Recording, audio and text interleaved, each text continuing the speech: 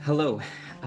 This month on for the evidence of greatness, we're going to consider a really kind of unusual article that on the surface doesn't really have much to do with solution-focused brief therapy. But I hope that as we talk about this study, you'll be able to see some of the similarities, and hopefully I'll be able to draw some connections between this article and solution-focused brief therapy. But the article that we're going to be considering is called Psychological Characteristics and Their Development in Olympic Champions. And this article was authored by Daniel Gould, Kristen Dieffenbach, and Aaron Moffett. And you can see the reference there at the bottom about where you can find this. But I think one of the reasons that I started looking into this idea, and one of the reasons I wanted to share this in the evidence of greatness for this month, is that there's some really important characteristics that are highlighted in this research. And one of the things that I thought would be important is to talk about these characteristics as universal characteristics for people who are what we would call top performers, or people who are very proficient in their given field. And so obviously we're going to be talking about Olympic champions, but I want each of you as solution-focused practitioners to be thinking about how these characteristics and how this developmental idea might apply to you as a solution-focused practitioner. So let's jump in and start talking a little bit about this. The first thing that I wanted to highlight is that some of the skills that seem to make a difference. And I'm going to begin with these skills because this is kind of based on the literature review of this article. And it's interesting because as I was looking at these ideas, three principles kind of stood out. One was optimism. The second was adaptive perfectionism, which I think is an important thing for us to clarify. So we'll get more into that. And the third is hope. And it's interesting because each of those theories or ideas was cited in this study, and they're connected to mental health professionals, right? Snyder is the developer of hope theory. Seligman obviously is connected to positive psychology and those kinds of things. But it's interesting that in sports, and as they looked at these Olympic champions, one of the things they looked at is the characteristics, the psychological characteristics that they had. And so they drew on those mental health theories and ideas. So the first skill that's really important for success is optimism. And one of the things that they talked about is that there's a dispositional optimism that has an impact on physical and psychological well-being. And what this means is this seems to be a quality or a characteristic or a trait about me. And one of the things that I would like to emphasize is that this is something that we can develop, right? Optimism is defined as something, as an expectancy that good things will happen, right? And the more we practice expecting goodness, the more likely we are to hone in on that goodness, right? So you can hear in this idea, this connection to solution-focused brief therapy, that when we look at best hopes, right? When we start at the very beginning and say, if you could, in some sense, be optimistic about what you want to achieve, what would you tell me that is? And as we build on that foundation of optimism, our clients are very likely to develop these characteristics. But in addition, we as clinicians can develop this idea of holding on to optimism, being optimistic. And as we do that, we will get better at performing our jobs, right? Optimistic people differ in the way that they approach problems. They tend to approach problems with confidence rather than doubt. And their success becomes like a building block where they cope with adversity, and they see themselves cope with adversity. And so that builds then to more and more optimism. So one of the things I think that I want to highlight right here from the beginning is that we as solution-focused practitioners need to foster optimism within ourselves and come to sessions with this sense of confidence. It's come to look with optimism that this is going to be a good session, that this is a session that I can be useful and helpful to my clients, rather than doubting. So building that optimism is going to make a big difference in our success.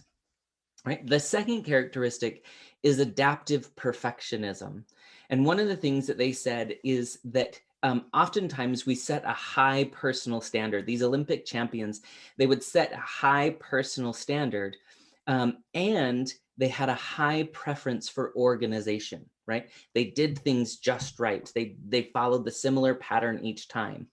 And I think the better we can learn our job and the better we can learn the diamond approach to solution focused brief therapy, the more we can set a standard for ourselves to stay in that solution focused mindset, to ask those solution focused questions, to listen so intently and pick up specific meaningful words and then give those back to our clients.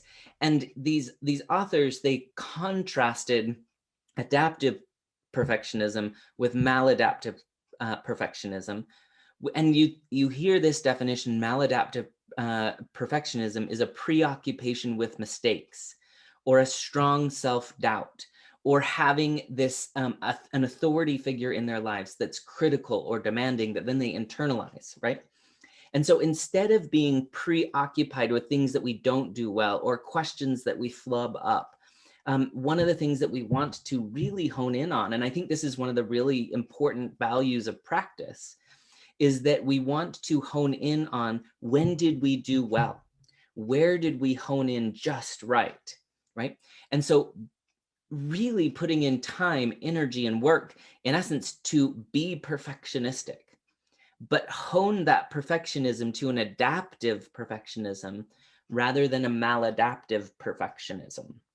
And so I think that's something really important. And then the last characteristic is hope. And we've talked a lot about Snyder's hope theory in this SFU before.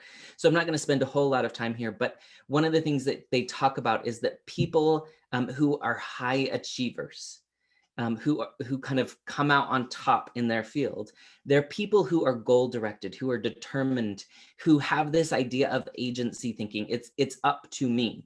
An internal locus of control, and they plan for ways to meet these goals, right?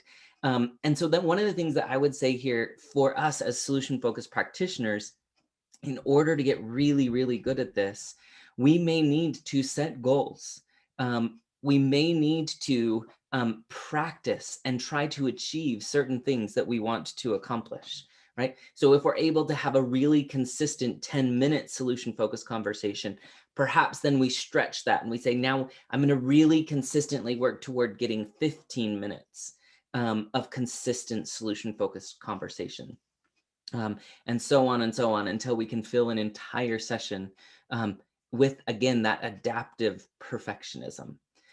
So those are some things to hold on to, and you can hear in there a real consistency with solution-focused work, in that hope is present, in that positive or optimism is present, in that honing in on the tiny little aspects that's consistent.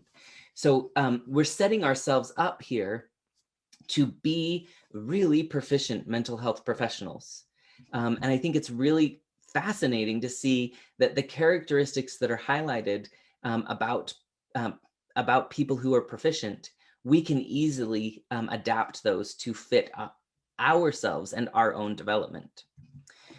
They then kind of transition a little bit and talk about this idea of developmental research, and they talk about Bloom and his ideas. And one of the things that he said is that talent development is a long-term process, that it involves much more than just a talented person, right?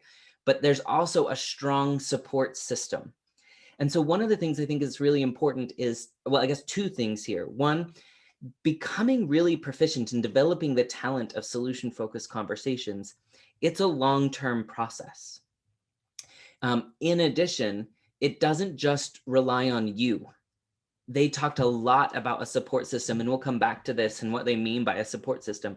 But the stronger the support system and the more consistent the support system is with those previous ideas of being supportive rather than critical, about honing in on strengths and adaptations rather than mistakes or errors, right?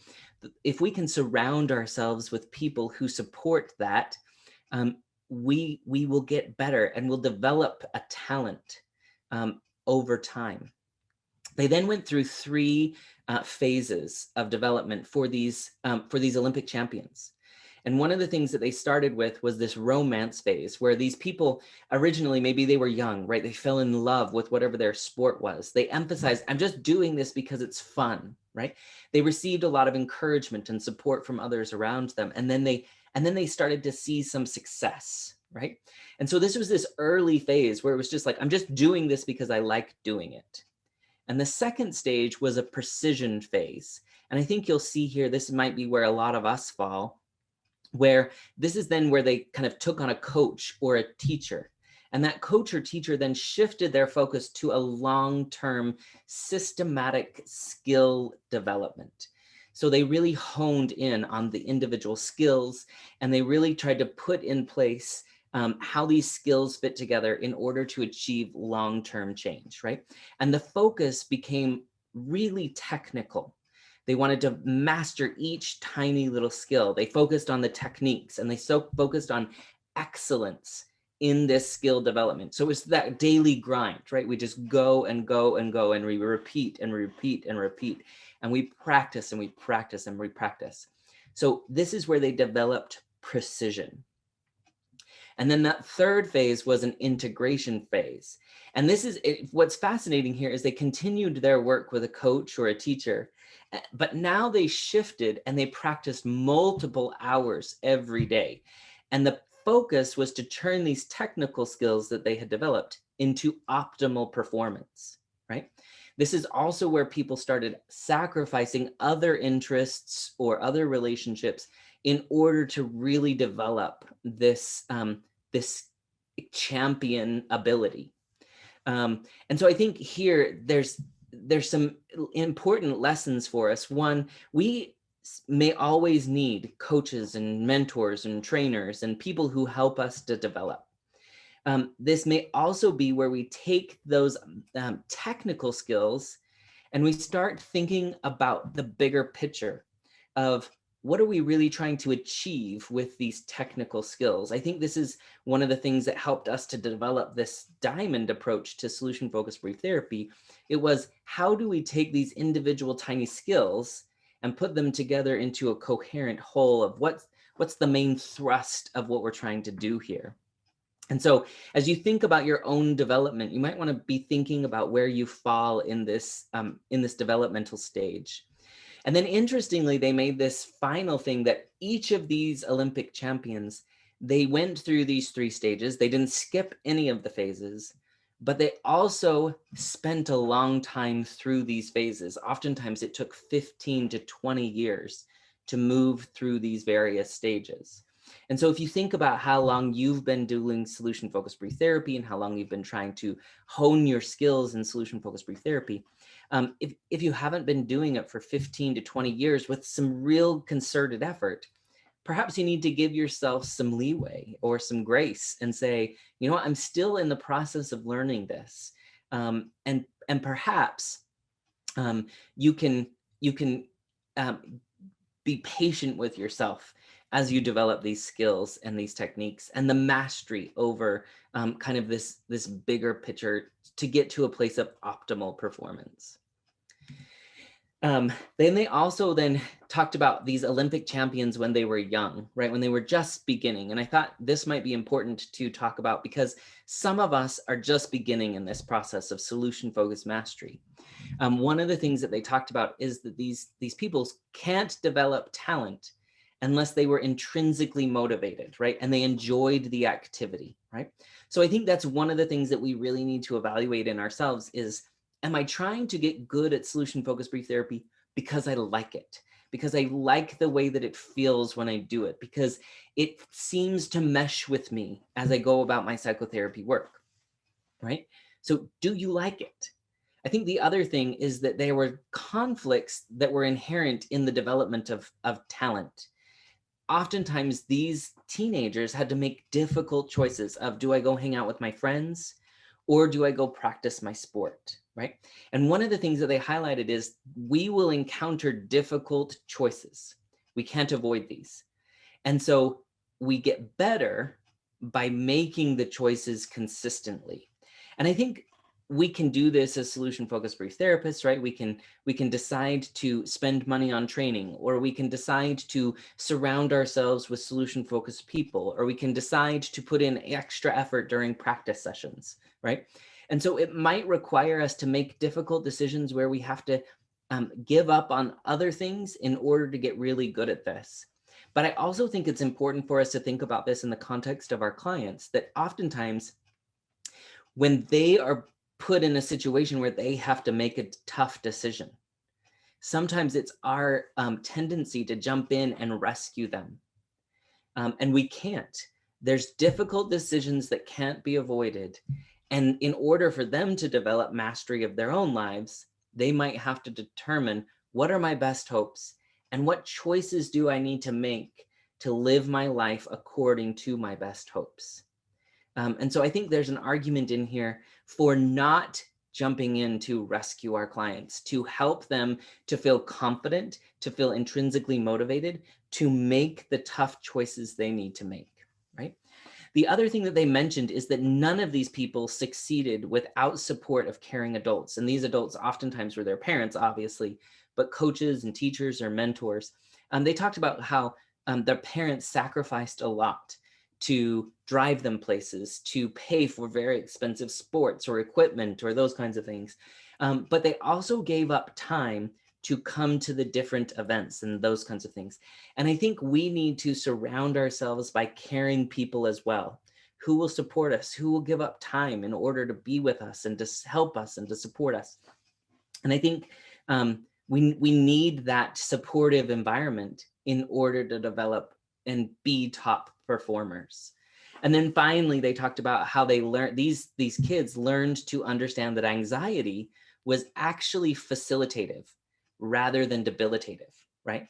That when I feel nervous, that actually can be something useful. I can take that energy and I can harness that energy and I can put it into my game, right? And I think that that's something really important that we need to think about, is that each session we go into, we should feel a little bit of anxiety or a little bit of nervousness of, what is this going to be like? Am I going to be able to do my job here? Or what if the issue that they bring up makes me stumble for a minute? And I think we need to take that anxiety and make it facilitative of, this is going to hone me. I need to listen more carefully. I need to be able to calm my nerves while I sit and I'm attentive to what my client needs. And so I think sometimes we get in our own way by thinking that the way that we feel, that nervousness, it's a bad thing. But top performers turn that anxiety, that nervousness, into performance enhancing energy. And I think we can do beautiful things, and we could do better at looking at that anxiety as something that could be facilitative. So just, I mean, huge gems, right, throughout all of this. The participants in this study, they were 10 US champion Olympians. Between these 10 individuals, they had 28 gold medals, 3 silver medals and 1 bronze medal, right? So 32 medals among 10 of them, right? The average number of times that they had competed in Olympic Games was 2.4 times, right? But the range was 1 to 4. The number of medals that each person held was between about 3.2 medals each, but some only held 1, some held 6 medals, right? If you look at the breakdown, 4 of these participants were Winter Olympians, 6 were Summer Olympians, 4 were females, and 6 were males. In addition, they did 20 other interviews, right? So this was qualitative interviews mixed with a bunch of psychological assessment. 10 with the athletes. They also did 10 coaches. They asked the Olympians to suggest a coach that they felt knew them the best and had helped them the most. And so they got 10 coaches. 9 of the coaches were men, 1 was a woman. And in addition, they interviewed 10 significant people to them. So each Olympian nominated one person who had made a significant difference to them. 5 nominated their mom, 3 their dad, so 8 parents, 1 nominated a sibling, and 1 a significant other partner, right? And then they interviewed these 10 people about what made these champions champions. So they did 30 interviews in all. In addition, so you can see here then the methods, they did qualitative interviews, 30 of them. They lasted between 60 and 150 minutes. They asked 3 types of questions. 1 were just general questions about their career. 2, they asked about the athlete's mental strengths. And then 3, they asked about how they developed those strengths. And we'll talk about some of the things that they found. And then they also did a whole battery of psychological assessments, right? So you can see here, they did a sports anxiety scale, the multidimensional perfectionism scale, the life orientation test, the adult trait hope scale, the task ego orientation scale questionnaire, the test performance strategies, and the athletic coping skills inventory. So you can see here, they targeted things like hope and optimism and perfectionism. So they wanted to see, based on the literature, it suggested that those might be characteristics. So they wanted to see, are those really characteristics? In addition, they just wanted to evaluate, you look at those last 2 tests, kind of just major general things. What's their goal setting like? Are they able to relax? Do they use imagery? Do they use self-talk? What kind of attention do they have? And what kind of an emotional control do they have, right? Or then you go down to the bottom, what do they do during times of anxiety? What do they do under times of pressure, right? Are they able to concentrate? What do they do with worry, right? So they just wanted to get all these different characteristics of what do these people do who are really, really good in their arena.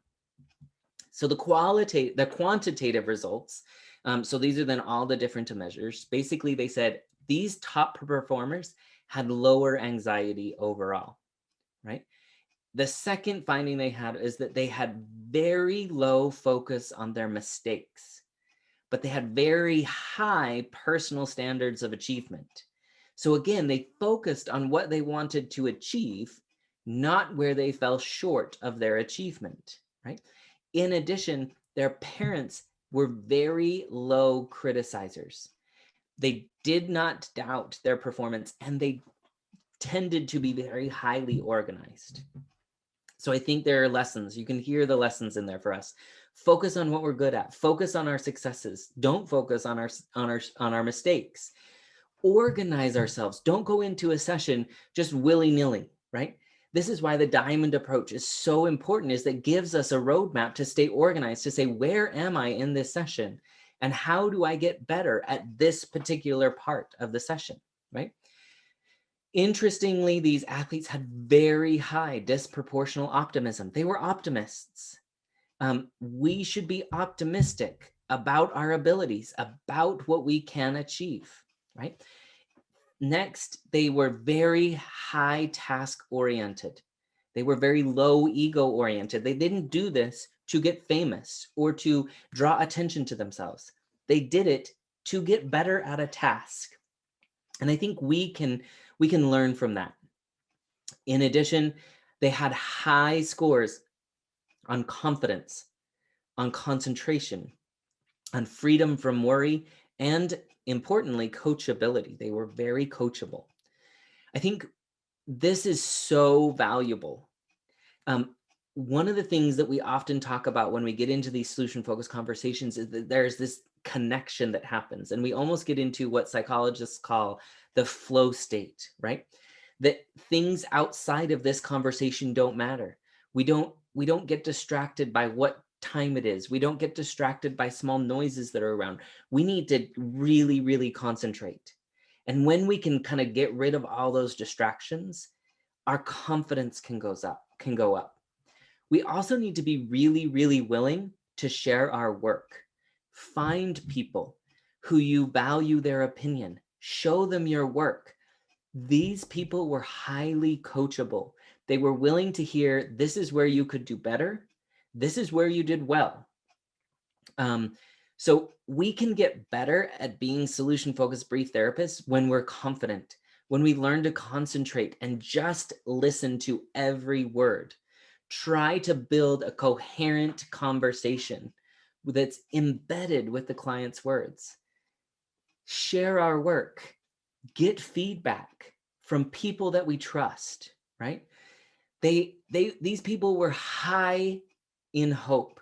They believed that they had the ability to change the outcome. And we need to have that same belief that we have the ability to change the outcome of sessions. And then finally, they were really good at emotional control. It goes back again to that anxiety, of turning that anxiety into something motivating rather than something that's debilitating, right? So there are so many important skills and so many important lessons for us. I would really encourage you to read this article, take notes, and try to learn from these Olympians. Try to learn from these champions about how to become super proficient in what you're trying to master.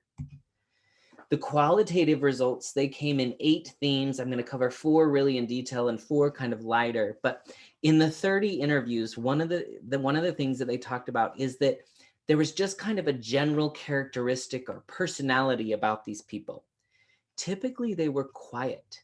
They were intellectual. They were optimistic and positive, and they were really detail oriented. There's, again, some lessons in that for us. Do we give ourselves time to be quiet? Do we give ourselves time to be thoughtful? Do we surround ourselves with optimism? Do we attend to the smallest, tiniest details? Do we try to get better at picking up one word, whether that's from the person at the grocery store or from our child? Do we take that time to be really detail oriented? Because the better we can do that outside of therapy, the better we can do that inside of therapy. In addition, coaches or parents, they remarked that these people who were masters of their trade, they tended to just be good people. They were nice. They were kind. They were good with people. People felt connected to them, right? Now think about it as if we as solution-focused brief therapists, if we are just good people, if we're kind, if we're compassionate, how much will that make a difference to the people in our lives, but also to our clients? So please practice just being good, just being nice. That is a characteristic of champions. The second theme that they really kind of came back to over and over is this enhancement of skills and characteristics. They had a huge ability to focus. They were mentally tough. They didn't let hard times or failures get them down, but instead that turned into, I need to try harder. I need to be more competitive. I need to learn more, right? They talked about how these people knew every nuance of their sport, right? And again, you see this coachability. They were willing to practice and hone and get better and receive feedback until they could master with precision everything that was coming their way. The third thing that they mentioned is motivation. These people had high drives, right? High drive to succeed. And again, this adaptive perfectionism, but they were also driven to please others, right? They wanted to do what was right for their coach or for their teacher. They wanted their parents to be proud of them. So find people that you want in your lives who will be proud of you, who will look at you and be like, I can't believe how amazing you are at this. Find those people and put them in your life, right? And then fourth, they talked about how these people, again, had a huge ability to manage anxiety, adversity, and pressure. They dealt with setbacks and they turned those setbacks into successes. So practice. Instead of getting down, instead of negative self-talk, instead of beating yourself up, instead of becoming debilitated by pressure, focus on turning those failures into success. say, I'm not going to do that next time, and then go into the next session and deliberately try to do that again, but this time do it successfully, right? You can hear in here ways that we can all get better. And then there were these 4 others that are somewhat, they talked about much less. One was they had psychological characteristics to overcome, which was connected to the last one. They had good morals and good sportsmanship, right? Again, this ties back into that second theme of they're just good people. When they lost well. When they congratulated their peers, they found happiness in the success of their teammates. They chose what's right. They had strong morals just because it was right, right? And I think that concept of choosing what's right every time makes it more likely that we'll be useful and helpful to our clients because we'll choose what's right for them, right? These people were highly self-aware. They were aware of what they were good at. They were aware of what they weren't good at. They were aware of what they needed to practice. They were aware of, they knew themselves. They knew when their body hurt. They knew what they needed to do to take care of themselves. Do we take the time to be that self-aware? When things are hard, when we've had a bad day, when we weren't the kind of parent we wanted to be, those things come with us into therapy. They need to be self-aware, and so do we. We need to be thinking about, what is it about me that might impact this client? What is it about this client that might impact me? We need to ask our questions with clarity around who we are and what we are about in this moment. And then finally, they had a real sense of balance between their sport and their life. Do we let work completely consume our lives? Are we neglecting things in our lives that we shouldn't? Can we find a better balance, right? Again, there's amazing lessons in how to become a champion at whatever it is you want to do by looking at what these champions were able to achieve. The developmental pieces they talked about, there were sources of influence, which we'll talk about first. And these were community, family, their individual development, non-sports personnel, sports personnel, and the sports process itself. And I'm not going to spend a whole lot of time here, but you can see in just looking over these, right? The experience that they had just growing up that molded who they were. Are we surrounding ourselves with a community of people who are molding us to be great, right? Some of us have these individual characteristics, maturity or self-realization, self-experiences, genetics. Are we utilizing those in the session? Are we trying to be our very, very best selves? Or are we trying to be somebody else? We're not going to be the very best solution-focused clinician if we're trying to be somebody else. When we fully embrace who we are and what we bring to the table and what we bring to the session, that's when we do our very best work, right? And you can see in here's kind of some repeated themes, but I think, again, think about the impact of really honing in on developing ourselves as an entire person instead of just a good solution-focused practitioner. When we become a very good person, when we become a very deliberate person, when we become a very aware person, then we become a very good solution-focused practitioner. They also talked about methods of influence, how these different individuals in the support network, how they helped them to develop, right? In their community, being exposed to other achievers really helped them. Find really great people who are doing solution-focused really well and surround yourself with them, right? They talked about, interestingly, how siblings teased them and they had to overcome this teasing and they had to, in essence, prove their siblings wrong. So find people who will push you, who will find your little buttons and who will say, be better.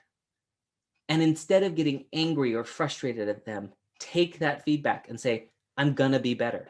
I'm not gonna give you another reason to tease me, right? Or to give me a hard time or to push my button. So if there are clients that you struggle to work with, go work with them. Let them push you to be better, right? Again, you can see these people had a high tolerance for pain. They had a high tolerance for mental toughness. We need to develop toughness. We're going to have very difficult situations coming into our offices. We're going to have clients who want to argue and fight back and forth, and we need to be tough in order to help them, in order to be really, really good at what we do, right? We need to find, interestingly, friends who are supportive of us, who are not solution-focused people, right? We need to find solution-focused people who will unconditionally support us without pressure, right? Find your tribe. Surround yourself with them. Let them buoy you up, and then let them push you, right? Focus on your experiences of success. Share those experiences of success. You can be very good at this. These athletes didn't become champions overnight. It took 15 to 20 years. Put these principles in place so that you can be the champion you want to be. That is the end of my conversation around this article. I hope that you found it helpful. I hope that you found some lessons in there for you that you can use to become better at this, to become really, really proficient, to become an expert of solution-focused brief therapy. It's imperative that we become as good as we can so that we can help as many people as we can. This series is called The Evidence of Greatness.